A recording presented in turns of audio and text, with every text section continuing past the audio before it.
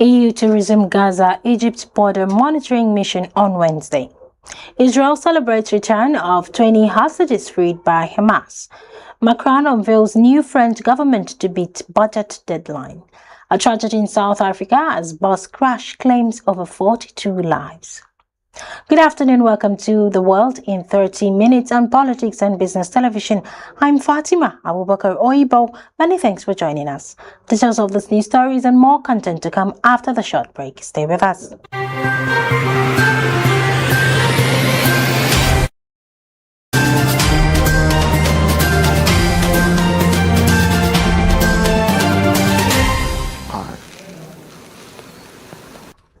Welcome back.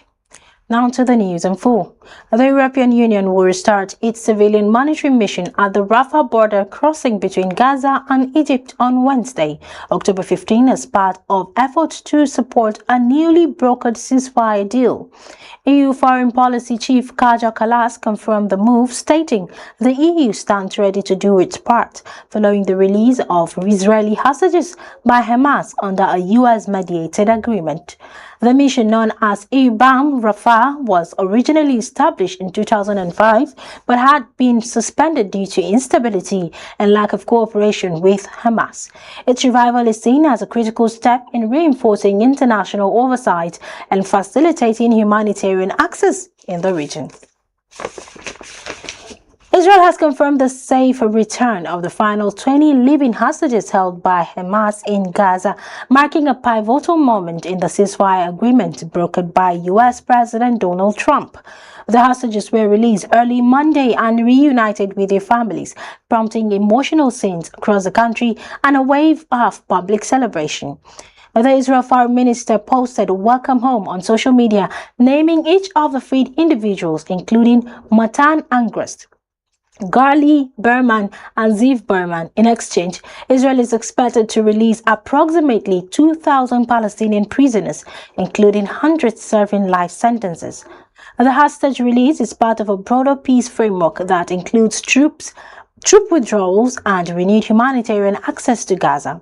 President Trump, currently visiting Israel, is scheduled to address the Knesset and meet with the families of those affected by the October 7, 2023 attacks.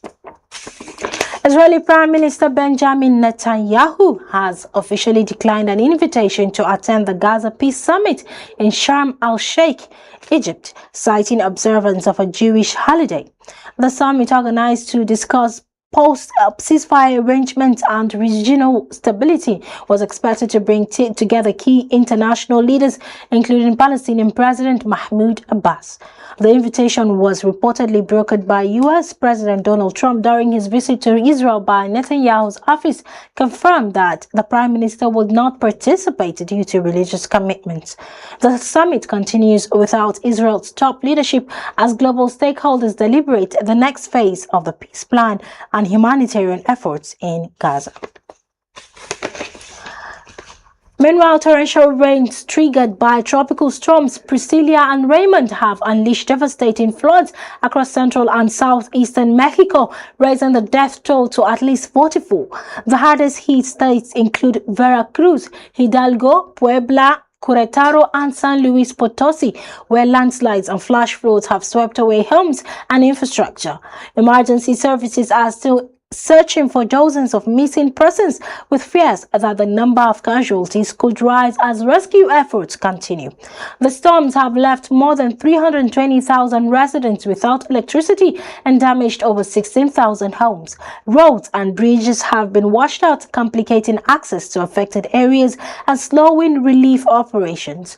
Local authorities have declared states of emergency in multiple municipalities, urging residents to evacuate high-risk zones and seek shelter in designated safe areas.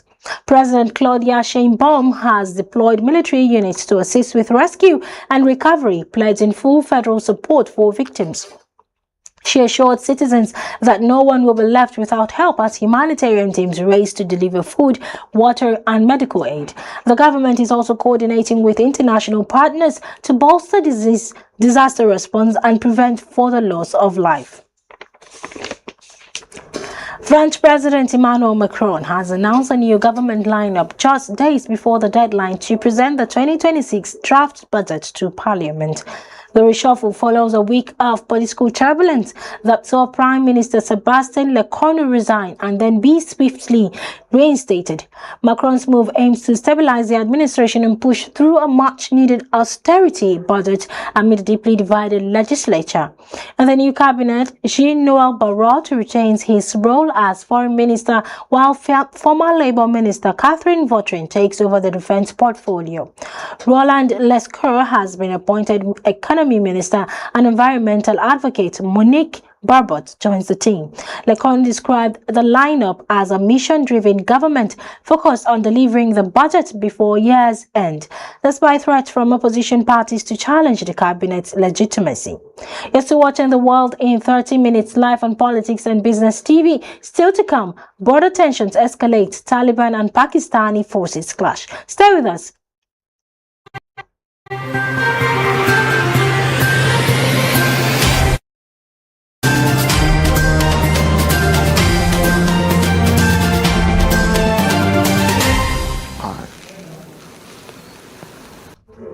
Welcome back.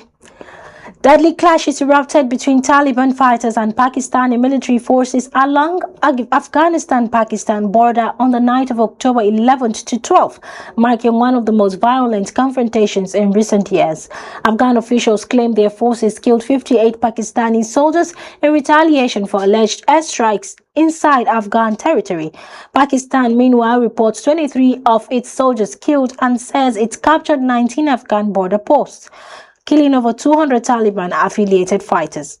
The fighting has led to the closure of key border crossings, stranding hundreds of civilians and halting trade between the two nations. Both sides accuse each other of violating sovereignty and escalating tensions through unprovoked attacks. The situation remains volatile, with fears of further escalation as diplomatic efforts stall. International observers have expressed concern over the humanitarian impact and urged both governments to exercise restraint. The clashes underscore long-standing disputes over militant sanctuaries, border control, and regional security dynamics. And in Bangladesh, they have kicked off a nationwide typhoid immunization drive targeting 50 million children aged between 9 months and 15 years. The month-long campaign, launched on October 12, 2025, aims to curb the spread of drug-resistant typhoid strains that have become a growing public health threat across South Asia. Health workers are administering the typhoid conjugate vaccine, TCV, approved by the World Health Organization, which offers protection for up to 5 years. The vaccine is being distributed free of charge under the government's expanded program on immunization, EPI, with priority given to urban slums and remote villages through schools, clinics, and door-to-door outreach. Bangladesh now joins a select group of countries implementing TCV at scale in partnership with US, Gavi, and WHO. And back to Africa, at least 42 people were killed when a passenger bus veered off a steep mountain road and plunged into a ravine near Makado in Limpopo province, northern South Africa. The crash occurred on Sunday evening along the N1 highway, a major road connecting South Africa to Zimbabwe and Malawi. The bus was reportedly traveling from Kibera in Eastern Cape when it lost control on a winding path, tumbling down an embankment and landing upside down. Emergency crews worked through the night to recover victims and transport survivors to nearby hospitals. Authorities are still verifying the final casualty count, and investigations are underway to determine the cause of the crash. The incident has sparked renewed calls for improved safety measures on South Africa's mountainous side. And that wraps up the program, but before we go, the headlines again. EU to resume Gaza-Egypt border monitoring mission on Wednesday. Israel